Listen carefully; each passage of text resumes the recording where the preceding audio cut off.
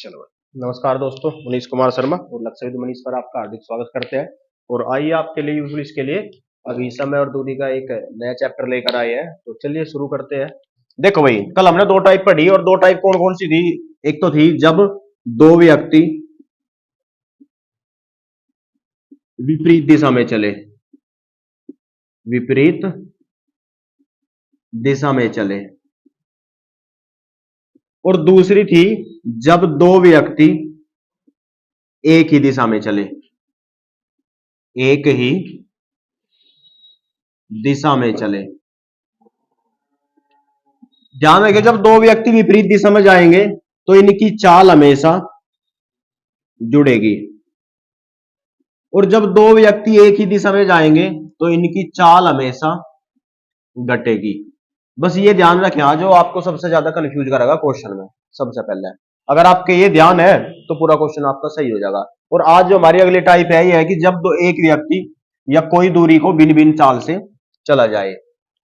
और क्वेश्चन कह रहा पहला कि दो कारें बिंदु ए से बिंदु बी तक जाने में, दो कारें जिनकी चालें 30 किलोमीटर प्रति घंटा और 36 किलोमीटर प्रति घंटा है।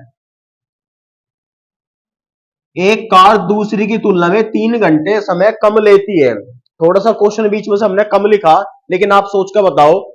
ये कह रहा कि एक कार दूसरे की तुलना में 3 घंटे समय कम लेती है। जिसकी चाल ज्यादा है, जो तेज गति से चल रही है वो समय कम लेगी, या जो धीमी गति से चल रही है वो कम लेगी? जो तेज गति से चल रही है वो कम लेगी। और ये कह रहा है कितना घंटा कम लेती है? 3 घंटा। माना ये बिंदु ए स्थान और ये बिंदु बी स्थान, तो ए से बी तक जाने में कितनी दूरी है? हमें दूरी का हमें मान बताना, और जिस दूरी की हमें नहीं पता तो दूरी होगी हमारी x किलोमीटर। ये एक कार और ये दूसरी कार दोनों यहीं से चलेगी। पहली की चाल 30 किलोमीटर प्रति घंटा और दूसरी की चाल 36 किलोमीटर प्रति घंटा। ये हमारी दोनों कार है जिनकी चालें होगी। ये कह रहा है जो तेज गति वाली कार है वो धीमी गति वाली कार से 3 घंटे पहले पहुंच जाती है। भाई अंतर ही तो 3 घंटे का है, 3 घंटे समय कम लेती है, इसका मतलब 3 घंटे पहले पहुंच जाती है। और जब ये 3 घंटे पहले पहुंच जाएगी तो ये 3 घंटे बाद में पहुंचती है। समय की अगर बात करेंगे दोनों में, एक क्वेश्चन को कहां से शुरुआत करेंगे? क्वेश्चन को हमेशा यहां से शुरुआत करेंगे कि क्वेश्चन के अंत में दिया क्या है हमें? 3 घंटे समय कम लेती है। तुलना कर दी क्वेश्चन में, और किस चीज से कर दी? समय से। तो क्वेश्चन को समय से करेंगे। एक हमारा फॉर्मूला लिखा था हमने, चाल बराबर दूरी बटे समय। अब इसमें से हमें समय निकालना हो, जब समय निकालना, समय को तो इधर भेज देंगे। तो एक नया फॉर्मूला था हमारा, समय बराबर दूरी, और जो चाल इधर थी ये इधर भाग में आ जाएगी, और समय बराबर दूरी बटे चाल। तो समय निकालना, जब समय दे रखा तो समय से ही हम क्वेश्चन को करेंगे। कैसे करेंगे क्वेश्चन अब देख लेंगे। ये कह रहा है x किलोमीटर की दूरी और 30 किलोमीटर प्रति घंटा की चाल से चलती है, और ये कार ए है, ये कार एक है। इसके बाद कह रहा है यही x किलोमीटर की दूरी 36 किलोमीटर प्रति घंटा की चाल से चलती है, और ये कार दूसरी है। और ये कह रहा है जितना ये समय लेती है ये उससे 3 घंटे कम लेती है। अगर दोनों का अंतर निकाल लेंगे तो कितने घंटे होगा? 3 घंटे। x का हमें मान बताना, और x ही क्या है हमारी? x ही हमारी कुल दूरी है। दोनों का लैसा लेंगे एलसीएम, 36 और 30 का एलसीएम 180। 30 से भाग करेंगे, एलसीएम का मतलब क्या है? नीचे से वाले से नीचे वाले को भाग करेंगे। 3 संग 18, और 3 संग कितने बार भाग हो गए? 6 बार, और इस 6 की इसमें गुना करेंगे। 6 गुना x, 6x बीच में माइनस है तो माइनस लेंगे, और प्लस होगा तो प्लस लेंगे। 36 पंजे 180, और इस 5 की फिर x में गुना, 5x, और बराबर कितना हमारा? 6x में से जब 5x घटा लेंगे कितना बचेगा? x बटे 180 और बराबर 3। 180 इधर भाग में, बराबर से इधर जाने के बाद गुणा में हो जाएगा, तो x बराबर 180 गुणा 3, यानी कि x बराबर 540 किलोमीटर। आया समझ में? इस क्वेश्चन में एक चीज ध्यान दो, हमने 36 और 30 का लैसे ले लिया, और लैसे कितना आया हमारा? 180। जो हमने 30 और 36 का लैसे लिया 180, और डायरेक्ट लिख दिया कि 180 होगा, तो लैसा में से बिल्कुल इतना ही मजबूत होना चाहिए भाई कि जो 30 36 दो कोई भी संख्या आ जाओ या 3 आ जाओ, हम एकदम से लैसा निकाल लें। आवश्यकता कहां होगी इसकी? सबसे पहले तो लैस और मैस के चैप्टर में हमें इसकी आवश्यकता होगी, उसके बाद अनुपात समानुपात में इसकी हमें आवश्यकता होगी, उसके बाद औसत में भी इसकी हमें आवश्यकता होगी, इसके बाद मिश्र समानुपात में भी इसकी हमें आवश्यकता होगी, कार्य समय में भी इसकी आवश्यकता होगी, और आयु में भी इसकी आवश्यकता होगी। कार्य समय से क्या बात करें तो कार्य समय के साथ पाइप टंकी होगा हमारा, और समय दूरी में भी इसकी आवश्यकता होगी।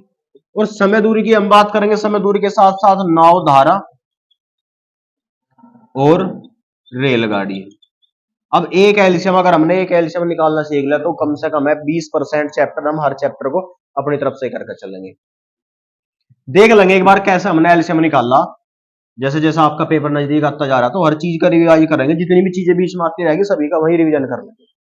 ये कह रहा हमें लेसन निकालना 30 और 36 का।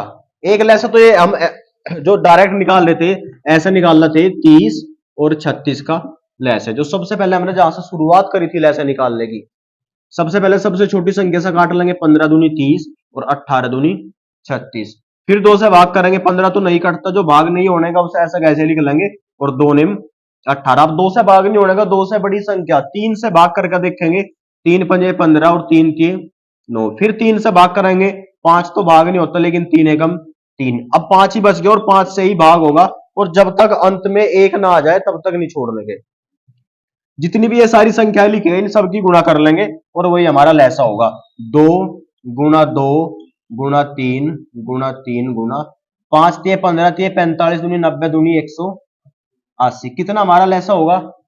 180। अब जो ये हमारा 180 आ गया, यही हमने डायरेक्ट लिख दिया 180। बिल्कुल इसी तरह सोच लो कि हम डायरेक्ट 180 निकाल लें। कैसे निकालना हमने?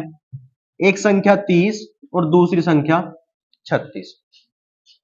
सबसे पहले इनके टुकड़े करके चलेंगे, और टुकड़े करेंगे हमेशा गुणात्मक रूप में।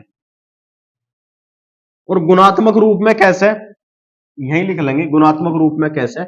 अगर हमें 30 और 36 का ही लैसा निकालना तो दोनों के गुणनखंड करेंगे अलग अलग, और दोनों के गुणनखंड में से जो भी समान चीजें होगी, जो कॉमन होगा, उन्हें हम बाहर उठाकर रख लेंगे। कैसे? अगर हम 30 की बात करें तो 30 के टुकड़े करेंगे 2 के रूप में। 2 2 दूनी 4, 2 से तो 30 भाग हो जाएगा, लेकिन 4 से नहीं होता, तो इसके जो टुकड़े होंगे 2 गुना 15। अब 36 के करेंगे 2 2 दूनी 4, 4 दूनी 8, 8 से 36 भाग नहीं होता, लेकिन 4 से 36 भाग हो जाएगा, और 4 गुना 9, 2 गुना 15, 4 गुना 9। यहां से हम कह सके कि अभाज्य टुकड़े कर लेंगे इनके। अभाज्य का मतलब ए का मतलब नहीं, और भाज्य मतलब जो भाग न हो, वह संख्या जो आपस में भाग ना हो, अभाज्य। 2 और 15 आपस में नहीं भाग होंगे, 4 और 9 आपस में नहीं भाग होने के। अब अगर 15 को भी हम ध्यान से देखेंगे तो 15 के भी अभाज्य टुकड़े क्या होंगे? 3 और 5। और अगर इसकी भी हम बात करेंगे और छोटे करने की, 2 गुना 2 और 3 गुना 3। इसमें हमें ये छोटे करके और टुकड़े करने की कोई आवश्यकता वैसे नहीं थी, फिर भी हम कर लेंगे। देखेंगे कैसे। इसमें से यहां से कॉमन चीज निकाल लेंगे बिल्कुल, और कॉमन चीज में जो सबसे बड़ी संख्या होगी उसे हम निकाल लेंगे। कॉमन चीज में जो सबसे बड़ी संख्या होगी, एक टुकड़े इधर ये लिख रहे हमारे, और दूसरे टुकड़े हमारे ये रहे। 2 और 4, 2 के डिजिट के रूप में और क्या लिख रहा है यहां पर? 4 है, और 2 में और 4 में बड़ी संख्या क्या होगी? 4 होगी, तो 4 को ले लेंगे, 2 अपने आप आ जाएगा 4 के अंदर। उसके बाद 9 इधर लिख रहा, और 3 15 में भी आ गया, 3 गुना 5, तो बड़ा बड़ा टुकड़ा 9 होगा, 9 को ले लेंगे, तो 9 भी खत्म, इधर से 3 भी खत्म, 5 ही बच गया, 5 को और ले लेंगे। तो 4 नेम 36 और 36 पंजे 180। इसे समझने में ही थोड़ा सा ज्यादा समय लगा, निकालने में समय नहीं लगने का बिल्कुल भी। कैसा नहीं लगने का? मन मन में करेंगे। 30 को तोड़ लेंगे 2 गुना 15, 36 को तोड़ेंगे 4 गुना 9, 36 में से 4 लेंगे और 9 लेंगे, 9 चौक 36, 36 तो सारा का सारा आ गया, और इधर से 2 इधर चला गया, 5 और आ गया। अब इसी चीज को एक तरीके से और कर लेंगे, और कैसा करेंगे? अगर हमें 30 और 36 का लैसा निकालना, अब लैसा कभी कभी ऐसा भी हो सका है कि दी गई संख्याओं में कोई लैसा ही दिया गया हो। जैसे हम आपको कह दें कि 4 और 12 का लैसा ज्ञात करो, तो 4 और 12 का लैसा क्या होगा? तो 12 ही होगा। 4 में और 12 में, 12 दे रखा, हमें पता लगे कि 4 और 12 का लैसा तो इन्हीं संख्याओं में आ गया। लेकिन अब की बार हमें इनमें से निकालना 30 और 36 का लैसा ज्ञात करो। और 30 और 36 का लैसा कैसे ज्ञात करेंगे?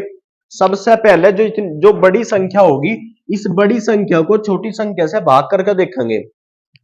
36 30 से भाग हो जाएगी? नहीं होने की। और जब भाग नहीं होने की तो बड़ी संख्या का 2 गुना कर लेंगे। 36 दूनी 72, 72 भी नहीं भाग होने की।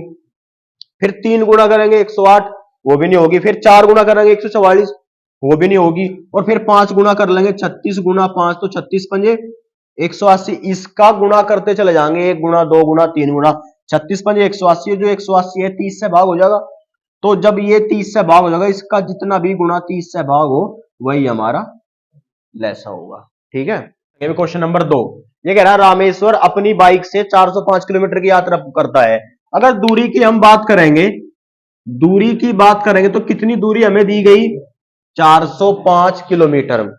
जो पूरी दूरी है, जितनी भी दूरी हमें तय करनी, और दूरी कितनी है हमारी? 405 किलोमीटर। और ये कह रहा कि रामेश्वर अपनी बाइक से 405 किलोमीटर की यात्रा करता है। वह 45 किलोमीटर प्रति किलोमीटर घंटा की 45 किलोमीटर प्रति घंटा की गति से 6 घंटे तक यात्रा करता है। एक बात देखो, 45 किलोमीटर प्रति घंटा की चाल से उसने 6 घंटे तक बाइक चलाई। ये कह रहा कि 45 किलोमीटर प्रति घंटा, इसका मतलब 45 किलोमीटर 1 घंटे में गया वो। और जब 1 घंटे में 45 किलोमीटर गया तो 6 घंटे में कितना गया होगा? तो दूरी बराबर, पूरा ये क्वेश्चन लिख लेंगे, बाइक द्वारा तय की गई दूरी द्वारा, बाइक द्वारा तय की गई दूरी, बाइक द्वारा तय की गई दूरी। तो लिखेंगे दूरी बराबर चाल गुना समय। और चाल, किस चाल से गया वो? चल गए 45 किलोमीटर प्रति घंटा की चाल से चला। और कितने घंटे तक उसने अपनी बाइक चलाई? 6 घंटे तक। तो 45 दूनी 90 और 9 27, 270 किलोमीटर। और ये जो कह रहा कि बाइक द्वारा उसने तय की गई दूरी कितनी तय की? 45 किलोमीटर प्रति घंटे की चाल से 6 घंटे तक उसने बाइक चलाई। इसका मतलब 270 किलोमीटर की यात्रा उसने बाइक से पूरी की। इसके बाद कह रहा कि शेष यात्रा उसे 3 घंटे में पूरी करनी। शेष यात्रा कितने घंटे में पूरी करनी? 3 घंटे में। इस 3 घंटे की यात्रा को पैदल जाओ, बाइक से जाओ, साइकिल से जाओ, गाड़ी से जाओ, कैसे भी जाओ, जितनी भी यात्रा बचेगी ये हमें कितने घंटे में तय करनी? 3 घंटे में तय करनी। और सबसे पहले हम शेष यात्रा देख लेंगे कि शेष यात्रा हमारी कितनी बचेगी। और शेष यात्रा निकालने के लिए कुल यात्रा, कुल दूरी कितनी हमें चलनी थी? 405 किलोमीटर, जिसमें से हमने कितनी बाइक से तय कर दी? 270 हमने तय कर दी। तो घटा लेंगे 5 के 5, इधर 9, 9 में से 7 गए, 10 में से 7 गए 3, और 3 में से 2 गया 1। तो 135 किलोमीटर की दूरी अभी हमारी शेष बच गई। ये कह रहा है इस 135 किलोमीटर की दूरी को तय करने में उसे 3 घंटे लगते हैं। तो चाल ज्ञात कीजिए। तो चाल बराबर दूरी बटे समय, यही था क्या फॉर्मूला? और जब कह रहा है कि चाल बराबर दूरी बटे समय, तो दूरी कितनी हमें तय करनी? 135 किलोमीटर, और कितने घंटे में? 3 घंटे में। 45 दूनी 90 और 45 थी 135, तो ये भी 45 ही आ गया भाई। 45 किलोमीटर प्रति घंटा की चाल से ही हमें चलनी होगी। यही आ रहा ना? समझ में आया भाई? जब सारी चीज सेम थी तो अलग ही क्या करवाया इसने क्वेश्चन में? यहां भी 45 किसे जा रहा था और यहां भी 45 ही आ गया। फिर भी आप समझो क्वेश्चन। ये कह रहा कि रामेश्वर 405 किलोमीटर की यात्रा एक बाइक से पूरी करता है, जिसमें पहले 6 घंटे तक वह बाइक 45 किलोमीटर प्रति घंटा की चाल से चलाता है। उसके बाद जो शेष दूरी बच गई, सबसे पहले शेष दूरी बाद में देखेंगे। शेष दूरी निकालने के लिए पहले यही देख लेंगे उसने दूरी कुल कितनी तय की। 45 किलोमीटर प्रति घंटा की चाल से 6 घंटे तक उसने यात्रा की। अब तक कुल यात्रा कितनी कर ली उसने?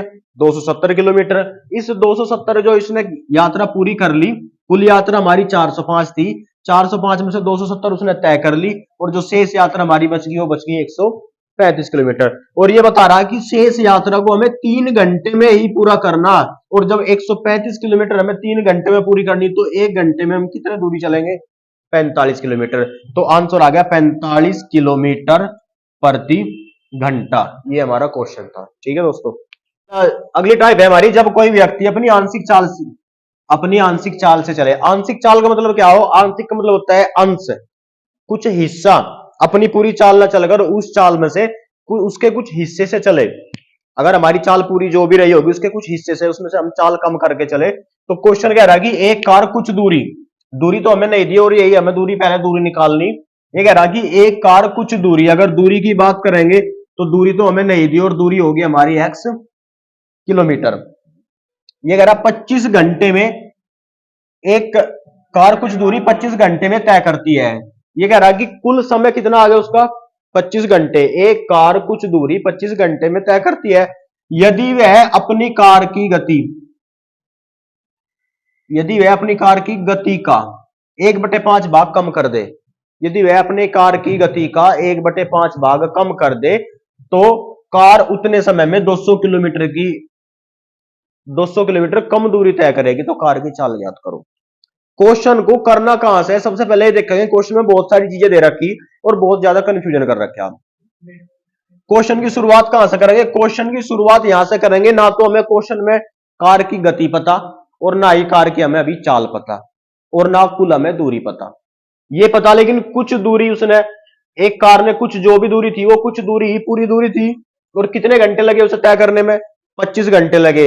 ये कह रहा जो भी हमारी चाल रही होगी उसका 1/5 भाग अगर हम कम कर दे, अगर मान के चलो हमारी चाल 5 किलोमीटर प्रति घंटा रही होगी, और इसका 1/5 यानी कि 5 का 1/5, तो 5 गुना 5 यानी कि अगर इसमें से हम एक चाल कम कर दे तो ये 1 किलोमीटर प्रति घंटा की चाल कम करने से कितनी दूरी हम ज्यादा कम तय करते हैं? 200 किलोमीटर की हम दूरी कम तय करते हैं। ये बात देखो ध्यान से, अगर समझ में आ रही हो। ये कह रहा अगर हम अपनी दूरी का 1/5 भाग कम कर देते हैं तो 200 किलोमीटर हम दूरी कम तय करते हैं। अगर ये 1/5 भाग हम कम ना करते तो कितनी दूरी ज्यादा जाते हम? 200 किलोमीटर ज्यादा जाते। तो ये कह रहा क्वेश्चन में, ये तो वैसे ही समझाने के लिए था, ये कह रहा क्वेश्चन में कि अगर हम दूरी का 1/5 भाग कम करते हैं तो हम कितना दूरी ज्यादा जाते हैं? कम चलते हैं 200 किलोमीटर। और ये कह रहा अगर हम 1/5 भाग, चाल का 1/5 भाग कम ना करते तो कितना ज्यादा जाते? 200 किलोमीटर ज्यादा जाते। इसका मतलब है जब 1/5 भाग बराबर 200 गया तो एक भाग कितने के बराबर होगा? 205 इधर भाग में और इधर जाने के बाद गुणा में, तो एक बराबर 1000 किलोमीटर। और ये आ गई हमारी कुल दूरी। ठीक है, कुल दूरी एक थी और उसका 1/5 भाग 200 किलोमीटर के बराबर था। और जब 1/5 भाग 200 किलोमीटर के बराबर था तो एक दूरी कितने के बराबर होगी? हम यहां से x भी ले सके, x का 1/5 भाग x/5, और जब x/5 था तो x का मान कितना आ गया? हम यहां से ले सके कि x/5 भाग x का 1/5, अगर हम यहीं से निकाल लेंगे x का 1/5, तो x का 1/5 मतलब x/5। अगर x/5 की हम बात करेंगे तो 200 किलोमीटर, और x बराबर कितना आ गया हमारा? 1000 किलोमीटर। कुल दूरी कितनी आ गई हमारी? 1000 किलोमीटर। अब जो ये 1000 किलोमीटर हमारी कुल दूरी आ गई, इस 1000 किलोमीटर दूरी से ये कह रहा इस 1000 किलोमीटर को हम कितने घंटे में तय करते हैं? 25 घंटे में। और जब 1000 किलोमीटर को हम 25 घंटे में तय करते हैं तो हमें चाल ज्ञात करनी। तो चाल बराबर, चाल ही बतानी है ना, कार की चाल ज्ञात करो, दूरी बटे समय। दूरी कितनी रही हमारी? 1000 किलोमीटर, और कितने समय में इसे हम तय करते हैं? 25 घंटे में इसे हम तय करते हैं। 2500 का 100 तो 40 किलोमीटर प्रति घंटा। आया सभी के समझ में भाई? अगला क्वेश्चन है, कह रहा है एक व्यक्ति अपनी सामान्य गति की 5/7 गति से चलता है। बिल्कुल ऐसे ही क्वेश्चन है जैसे इससे पहले हमने क्वेश्चन करा। ये कह रहा है कि अपनी गति की 5/7 गति से चलता है और चलते हुए अपने कार्यालय में सामान्य समय से 10 मिनट देरी से पहुंचता है। ये कह रहा अगर उसकी चाल अपनी चाल का 5/7 गति से वो चलता है, अगर उसकी चाल 7 रही होगी तो 7 से ना वो चल कर कितने से चल रहा हो? अभी 5 से। अगर उसकी चाल 7 किलोमीटर प्रति घंटा रही होगी और 7 से ना जाकर वो कितने से जा रहा, 5 किलोमीटर प्रति घंटा से जा रहा, तो कितने गति कम कर रहा वो अपनी, 2 किलोमीटर प्रति घंटा की गति वो उसने कम कर दी। भाई ये समय मिनट में दे रखा, तो इसे भी मिनट में ही मान लो। ये कह रहा किलोमीटर प्रति मिनट मान लो, और इधर भी किलोमीटर प्रति मिनट मान लो, ठीक है ना, या मीटर प्रति मिनट जो भी है। इसके बाद कह रहा कि 2 मीटर प्रति मिनट, क्योंकि सारा का सारा क्वेश्चन ही मिनट में है। इसके बाद कह रहा अगर 7 से ना चल के हुए कोई अपनी चाल 5 से चल रहा है, 2 किलोमीटर प्रति घंटा या प्रति मिनट की अपनी चाल में वो कमी करता है, तो 10 मिनट उसे देर हो जाती है।